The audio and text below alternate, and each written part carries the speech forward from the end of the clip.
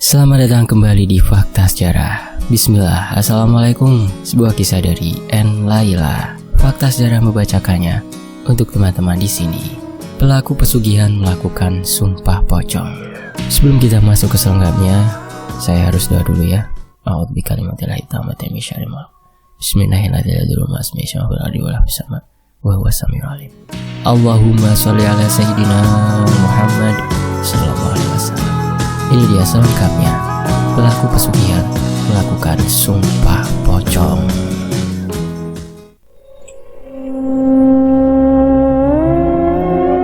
Kisah berasal dari seorang pengusaha ayam ternak di suatu desa. Anggap saja nama desanya Desa Waru. Nama samarannya desanya, namanya Pak Galih. Dia orang yang sangat kaya di desanya itu. Usaha yang dimilikinya itu baru 2 tahun. Namun sekarang dia sangat kaya raya, bisa membeli mobil, motor, bahkan perlengkapan rumahnya yang mahal. Pak Galih memiliki 3 orang anak perempuan. Istrinya bernama Mbak Ningsih. Anak pertamanya sedang kuliah di sebuah universitas di kota lain. Vindi juga ngekos di sana. Dia jarang pulang ke rumah. Pulangnya beberapa bulan sekali.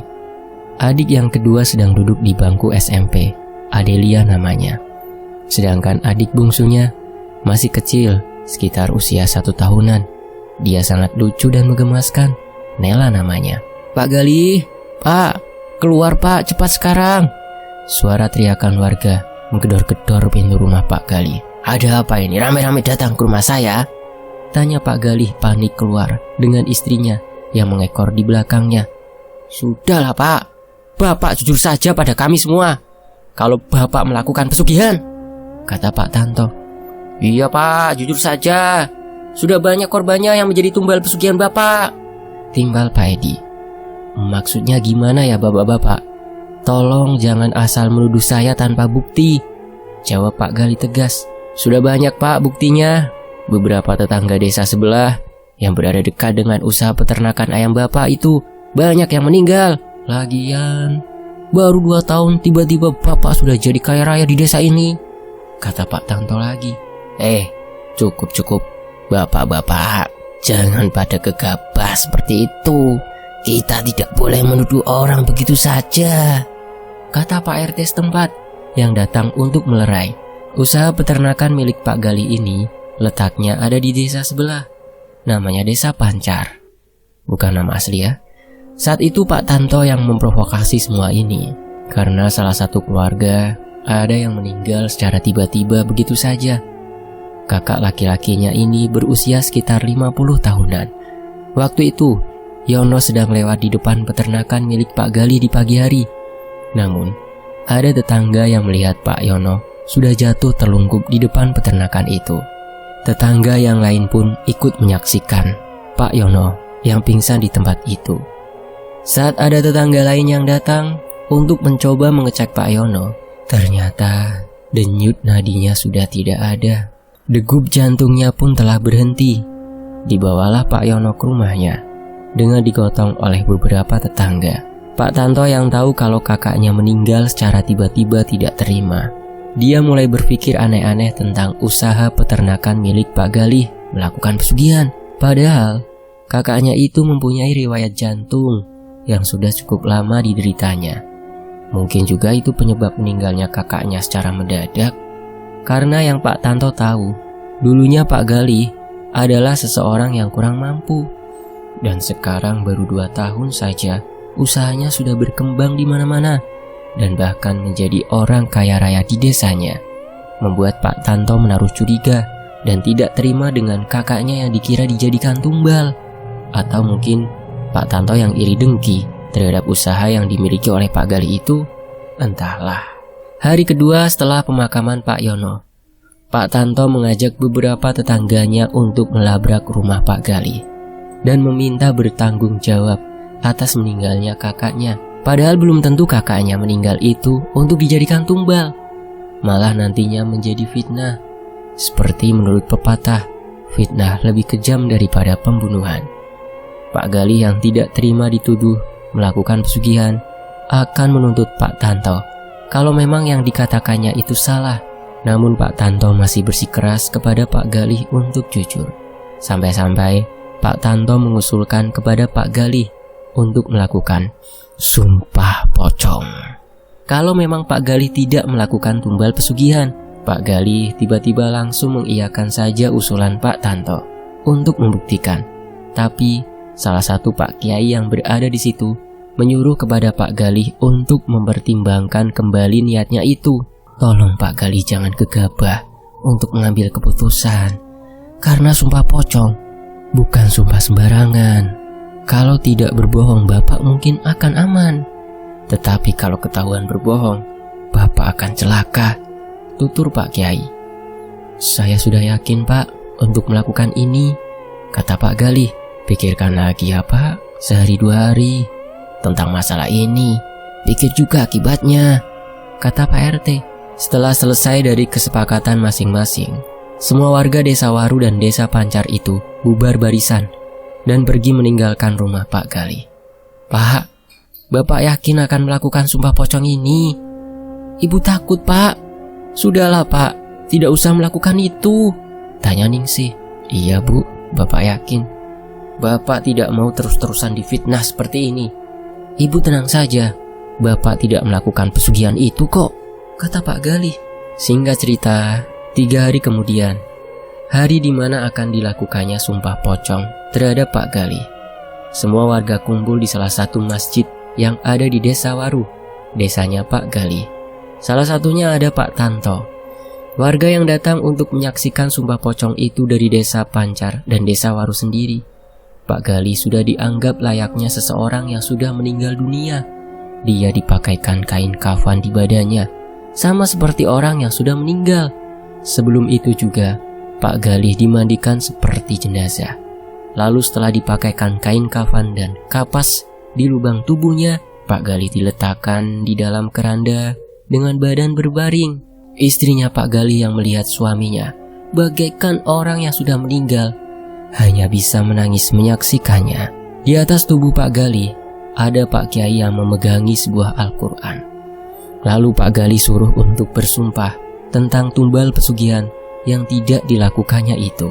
Saya bersumpah dan saya bersaksi kepada Allah Subhanahu wa Ta'ala, saya tidak melakukan tumbal pesugihan usaha peternakan ayam saya dan tidak menumbalkan tetangga-tetangga yang ada di dekat peternakan ayam saya. Sumpah pocong dari mulut Pak Galih. Setelah selesai proses sumpah pocong tersebut, Pak Galih dan Pak Tanto akhirnya berdamai dan saling minta maaf. Semua warga yang jadi saksinya pun disuruh untuk bubar dari masjid tersebut. Di sisi lain, usaha peternakan ayam milik Pak Galih semakin hari semakin maju. Suatu hari, ada seorang ibu-ibu tetangga sekitar peternakan itu meninggal dunia di depan peternakan milik Pak Galih. Meninggalnya juga aneh. Dia hanya tersandung batu saja tiba-tiba meninggal. Beberapa bulan kemudian, Pak Galih ini mengeluh sakit kepada istrinya. Katanya, kalau ingin buang air kecil, Pak Galih tidak bisa. Istrinya lalu membawa Pak Galih ke rumah sakit. Saat diperiksa, kata dokter, Pak Galih menderita kantong kemih di bagian alat kelaminnya yang tidak bisa untuk buang air kecil. Katanya juga, Pak Galih mengalami ketedun. Dokter pun menyarankan Pak Galih untuk dirawat inap di rumah sakit untuk beberapa hari. Istrinya juga mengabari anaknya Vindi yang merantau dan disuruh untuk pulang karena ayahnya sedang sakit. Kebetulan juga saat itu Vindi masih libur kuliahnya, jadi dia bisa pulang untuk beberapa hari. Setiap malam Pak Galih selalu mengeluh kesakitan karena tidak bisa buang air kecil. Dokter juga memberikan alat untuk bisa menyedot air kencingnya milik Pak Galih. Usaha peternakan milik Pak Galih dipegang oleh orang kepercayaannya, yaitu adiknya Pak Galih sendiri. Jadi selama Pak Galih sakit, peternakan itu diurus oleh adiknya. Singkat cerita, sudah sebulan Pak Galih dirawat di rumah sakit, tapi sakitnya itu tak kunjung sembuh. Akhirnya, dokter menyarankan Pak Galih untuk segera dioperasi karena kantong kemihnya semakin menutupi jalan air kencingnya. Perutnya Pak Galih juga mendadak jadi membesar. Untuk menjalani operasinya Pak Galih, Bu Ningsih terpaksa harus menjual beberapa aset berharga milik Pak Galih karena semuanya uangnya sudah habis untuk membayar ruangan rawat inap Pak Galih dan juga sudah untuk menebus beberapa obat untuknya. Hari ini Pak Galih sudah dipindah ke dalam ruang operasi untuk dilakukan pengangkatan kantong kemih. Istri dan kedua anaknya menunggu di depan ruang operasi dan sambil berdoa bersama. Sedangkan anaknya yang bungsu, Ningsih, dititipkan di rumah ibunya. Di sisi lain, lampu ruangannya sudah menyala. Itu pertanda bahwa operasinya akan segera dilaksanakan. Mereka terus-menerus berdoa, berharap suami dan ayahnya itu cepat sembuh kembali. Setelah 2 jam menunggu, terlihat lampu ruang operasi sudah padam. Tanda operasinya sudah selesai.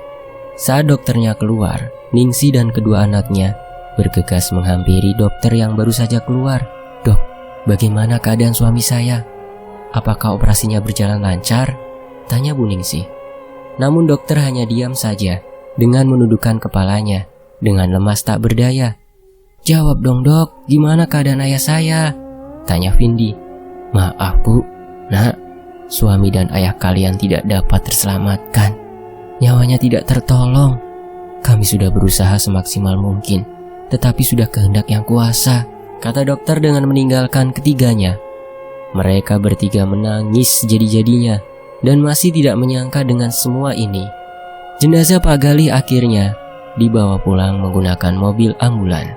Seluruh tetangga dan kerabat terdekat sudah datang berkumpul di rumahnya untuk mempersiapkan keperluan pemakaman Pak Galih. Sesampainya di rumah, jenazah Pak Galih langsung dimandikan. Pak Kiai yang memandikan jenazah Pak Galih sontak kaget saat melihat tubuhnya itu. Pak Kiai merupakan orang pintar yang bisa melihat benda-benda gaib. Setelah proses pemakaman selesai, Pak Kiai berbicara kepada Bu Ningsih tentang jenazah suaminya itu. "Maaf Bu, saya harus bicarakan ini kepada ibu tentang almarhum suami ibu," kata Pak Kiai. "Iya Pak, silahkan. Apa yang ingin Pak Kiai bicarakan?" tanya Bu Ningsih. "Ini mengenai jenazah Pak Galih yang tadi saya mandikan Bu. Tubuhnya saat dimandikan sudah berbalut dengan kain kafan beserta kapas di lubang hidungnya," kata Pak Kiai. "Astagfirullah, apa iya Pak Kiai? Memang kemarin saat sedang di rumah sakit juga, aku melihat suami saya tidur, kedua tangannya melingkar di atas dadanya," jawab Bu Ningsih. Lalu Pak Kiai menjelaskan secara detail tentang yang dialami Pak Galih itu. Ini menjadi rahasia mereka berdua. Kata Pak Kiai, seseorang yang melakukan sumpah pocong dan ternyata orang tersebut telah berbohong. Akibatnya, meninggalnya sudah terbungkus otomatis oleh kain kafan di tubuhnya dan hanya orang yang bisa melihat hal-hal seperti itu saja, seperti Pak Kiai. Mendengar penjelasan Pak Kiai, Ibu Ningsih langsung menangis dan tidak menyangka kalau selama ini suaminya melakukan tumbal pesugihan warga sekitar yang dijadikan tumbalnya. Memang selama ini Pak Galih tidak pernah menceritakan tentang seperti ini kepada istrinya. Mungkin kalau Pak Galih bercerita kepada istrinya, sudah pasti tidak akan diperbolehkan karena itu dosa besar. Yang istrinya tahu, Pak Galih selama ini bekerja keras dengan usahanya. Dia juga rajin ibadah, jadi istrinya tidak menaruh curiga sedikit pun terhadap suaminya Pak Galih itu. Saat malam pertama pengajian, banyak tetangga yang datang mendoakan. Bahkan Pak Tanto juga ikut datang ke rumah untuk melakukan pengajian meninggalnya Pak Galih. Acara pengajian hari pertama, alhamdulillah lancar. Namun saat semua tetangga yang datang untuk pengajian beranjak pulang semua, tiba-tiba Adelia berteriak sangat kencang dari dalam kamar. Ningsih pun bergegas lari untuk melihat apa yang terjadi dengan anaknya itu. Tubuhnya bergetar, keringat membasahi tubuh, dan air mata mulai keluar membasahi pipinya. Saat Ningsih datang, Adelia langsung memeluk ibunya. Setelah cukup tenang, Adelia menceritakan kepada ibunya kalau tadi saat dia membuka pintu kamarnya, Adelia melihat pocong dengan wajah persis ayahnya sedang berdiri di pojok kamarnya. Namun saat ibunya datang, seketika sosok pocong tersebut seketika lenyap begitu saja. Malam itu, mereka semua bersepakat untuk tidur bersama di depan ruang televisi. Sekitar pukul 11 malam, terdengar suara orang yang mengetuk pintu. Tok tok tok tok. Ningsih bangun dan keluar untuk membuka pintunya. Saat pintunya dibuka, tidak ada siapapun di luar. Tiba-tiba bulu kuduk Ningsih berdiri dan merinding karena dia mencium bau anyir sangat menyengat di hidungnya. Bau itu seperti berasal dari depan rumahnya itu. Karena takut, Ningsih menutup kembali pintunya dan masuk ke dalam. Saat sampai di ruang televisi, Ningsih sontak terkejut dibuatnya. Nampak sosok pocong berdiri di samping televisi. Pocong itu berwujud suaminya sama persis. Melihat penampakan itu, Ningsih langsung pingsan tak sadarkan diri hingga pagi. Lalu Ningsih dibangunkan oleh Vindi yang tubuhnya terlentang di bawah lantai. Akhirnya ibunya itu terbangun juga. Vindi langsung membuatkan teh hangat untuk ibunya itu. Karena tubuhnya sangat dingin, takutnya masuk angin karena semalam tidur di lantai. Saat ibu sudah kembali sadar, ibunya pun menceritakan kepada Vindi tentang peristiwa semalam. Malam kedua pengajian Pak Galih, semua tetangga lumayan banyak yang datang untuk mengaji. Malam ini tidak ada kejadian seperti kemarin lagi. Vindi berteriak-teriak dengan tubuh yang basah dengan keringat dan nafasnya ngos-ngosan.